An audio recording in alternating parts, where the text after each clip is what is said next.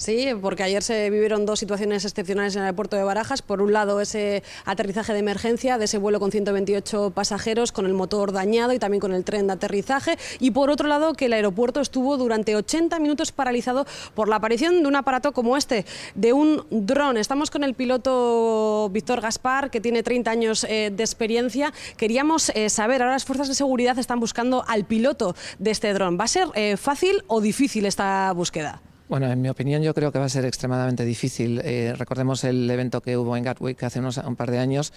No se ha encontrado a nadie y el problema es que una vez lo encuentras hay que demostrarlo. De hecho hay mucha gente que todavía duda que fuera un dron, que también es otra posibilidad, desgraciadamente.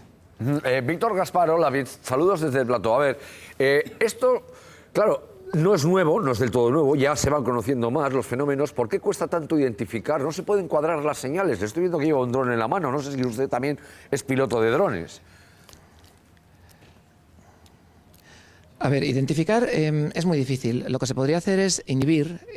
Hay sistemas que pueden hacer una inhibición completa de la señal y estos drones modernos, en cuanto dejan de recibir la señal que los opera, pues se paran e incluso algunos pueden aterrizar sin ningún tipo de problemas. Pero encontrar a los pilotos eso puede ser muchísimo más difícil porque en algunos casos tienen un radio de alcance de 5 kilómetros, por ejemplo, y eso yo no creo que realmente puedan hacerlo. Y luego está la cuestión de si realmente son drones de verdad o no, o simplemente se activó el protocolo porque dos pilotos dijeron que habían visto uno y no había sido así. Ya, ¿es peligroso chocar con un avión de ese tamaño, no es un avión comercial habitual, con un dron? Bueno, peligroso puede ser todo, porque la cosa más sencilla puede resultar en un accidente. Pero recordemos que aquí mismo en Bilbao hemos tenido dos episodios de buitres chocando con aviones y uno, de hecho, impactó contra un motor y el motor se paró, como lo que ocurrió, por otra parte, ayer en Barajas, y los aviones no les ocurrió absolutamente nada. Lo que pasa que también podría ser que ocurriese, pues porque cuando hay un accidente, en realidad siempre es una serie de causas que se enlazan y que al final desembocan en una tragedia o no. Oiga, y luego está lo de Air Canada. Es que, claro, esa sucesión de más acontecimientos nos ha llamado la atención de Air Canada dos cosas. Primero, ¿por qué tiene que volar bajo? Porque, claro, la gente se sorprendió muchísimo al ver que sobrevolaba por todo Madrid a una altura tan baja. ¿Por qué tiene que volar bajo cuando está en una situación así? Bueno, vamos a ver, la razón por la que volaba abajo realmente es porque solamente tenía un motor. Los aviones polimotor, los que tienen más de un motor, lo hacen por redundancia. Es decir, con un motor el avión puede sostener el vuelo e incluso puede trepar en el caso de algunos aparatos. Hay aparatos con un solo motor que solamente pueden ir descendiendo gradualmente. En este caso, revienta una de las ruedas del tren delantero, impacta contra el motor lo para el piloto, porque es peligroso que siga volando en estas circunstancias o que siga en marcha. Y entonces el piloto lo que tiene que hacer es drenar combustible. Como no tiene un sistema de eyección de combustible, que además se suele hacer a más altura, pues lo que hace es simplemente volar hasta que se agota el combustible, pero no puede con un motor estar ascendiendo como quiere y por eso él estaba entre 800 metros y 2.600 metros, bueno, un poco más, porque 2.600 era la altura media, que es un poco la altura a la que volamos los aviones pequeños. Pero claro, ¿qué ocurre? Que los pequeños se ven muy pequeños y los grandes pues son muy impactantes. Claro, nosotros no sabemos exactamente cómo se manejan estas emergencias. A ver, el piloto en esos casos, ¿qué hace? Evalúa, porque nos ha llamado también la atención, hemos visto ahora las imágenes, el caza va en paralelo al avión. ¿Por qué necesita un caza ir al lado de ese avión?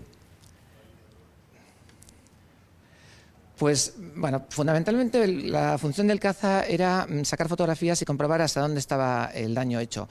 Los pilotos no pueden ver la parte de atrás del avión. Lo que ocurre es que revienta el neumático delantero derecho del tren delantero, que tiene 4 ruedas. Esa goma es muy dura porque los aviones pesan muchas toneladas y se mete dentro del motor. El daño que hizo en el motor no fue muy grande, pero suficiente como para que se desequilibrasen los alabes seguramente, y posiblemente lo paró a propósito. Lo hacen con mucha calma y entonces sabe que en ese momento está volando con un solo motor y lo que tiene que hacer es imposible aterrizar porque se dañaría estructuralmente el avión. Hay una burrada de galones, de kilos de queroseno en las alas y tiene que llegar a un peso que es el que está admitido en el manual de vuelo para aterrizar con seguridad. También podría haber aterrizado de esa forma, pero entonces el avión seguramente hubiese habido que destruirlo. Entonces lo único que hace es, con toda la tranquilidad del mundo, se pone a volar hasta que se consume ese combustible. Los pasajeros parece que estaban tranquilos por las imágenes que hemos visto en la televisión y en principio yo creo que no hubo ningún peligro, sobre todo porque se pusieron todos los mecanismos en marcha para evitarlo. Ya, ustedes estudian mucho estos incidentes, ¿no? Es decir, tanto el de los drones, cuando hay un incidente como el de ayer de Air Canada, cuando se cruzan no sé cuántos aviones a menos de tantos metros. Es decir, la estadística para ustedes es una manera de aprender también, ¿no? Se estudian mucho los incidentes. En efecto, los estudiamos primero porque nos entusiasma la aviación, segundo porque nos afecta, porque esto nos puede ocurrir a nosotros, sobre todo como el caso que decía de los buitres. Hace 2 años pues, murieron varios compañeros pilotos a cuenta de este tema. Y además es un tema realmente interesante porque siempre buscas formas de que no ocurra. En todas las revistas de aviación, en todos los foros, cada vez que pasa una cosa, incluso muchas que no se entera la radio y la televisión, pues salen y se discuten y en efecto las estudiamos porque de alguna forma nos afectan. Vamos cada vez más seguros a un avión. Yo creo que en un avión estamos segurísimos. De hecho, yo creo que es el transporte con diferencia más seguro que existe. Desde luego yo monto en un avión muy tranquilo. Monto mucho menos tranquilo en mi propio avión que en un avión comercial.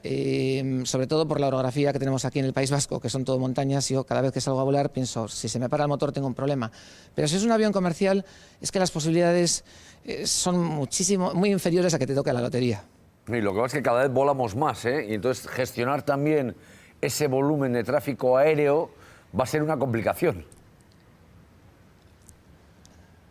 Bueno, parece que sí, pero por ejemplo en Estados Unidos ya han obligado a los aviones pequeños como el nuestro que lleven un sistema que es el ADS-B, que hace que los demás pilotos estén viéndolos. En realidad los tiempos juegan a nuestro favor en todos los sentidos, tanto en la tecnología electrónica, que permite el que haya un estado en que sepamos lo que nos está rodeando, como técnicamente que cada vez los motores de todo tipo, incluso lo vemos en nuestros automóviles, la seguridad cada vez es mayor. Es verdad que cada vez vuela más gente, pero si se regula y se hacen las cosas bien, en la práctica ya vemos que aquí en Europa, por ejemplo, pues el último accidente que vimos fue el de Germanwings y eso fue un suicidio terrible. Quiere decir que al final realmente problemas pues no tenemos muchos. Víctor, ¿me puede enseñar el dron que tiene en la mano? ¿Ese es de los, no sé, de los profesionales, de los de aficionados? A ver, este dron puede ser de profesional o de aficionado. Este es un dron que puede costar en torno a unos 1.500 euros. Aquí detrás de mí tengo otros modelos más grandes. Este que vemos aquí, por ejemplo, pues puede costar unos 4.000 euros y los puede volar tanto un piloto certificado como un aficionado. Un aficionado obviamente tiene una serie de restricciones que van desde el punto de vista comercial, que no podría hacerlo, hasta el punto de vista funcional en algunos casos. Y son máquinas asequibles por cualquier persona. Luego tenemos detrás algún modelo más barato y se pueden adquirir drones con mucha seguridad que pueden estar ya estacionarios en vuelos pues a partir de menos de 60 euros. ¿Es difícil pilotar un dron? Pues cada vez es más fácil. Como todo, es difícil ser bueno. En realidad, la ventaja que tiene un dron es que hoy en día estas maravillas, cuando tú sueltas los mandos, el dron sigue volando sin ningún tipo de peligro. Lógicamente depende de la persona, de la pericia y de la cabeza de la persona, porque desgraciadamente cuando ocurre un problema de estos muchas veces pues es gente que hace cosas que no tenía que hacer o a sabiendo o sin saberlo y pone en peligro a los demás. Difícil, todo el mundo puede aprender. Un curso oficial de drones se puede hacer perfectamente en un mes y lo más difícil casi es la teoría que lo que es la práctica. Pues Víctor Gaspar, piloto, gracias, porque hemos aprendido un montón. Y además nos vamos como más seguros a pesar de todos los incidentes que hubo ayer, que eso es bueno. Víctor Gaspar, un abrazo. De nada. Gracias, igualmente, un placer.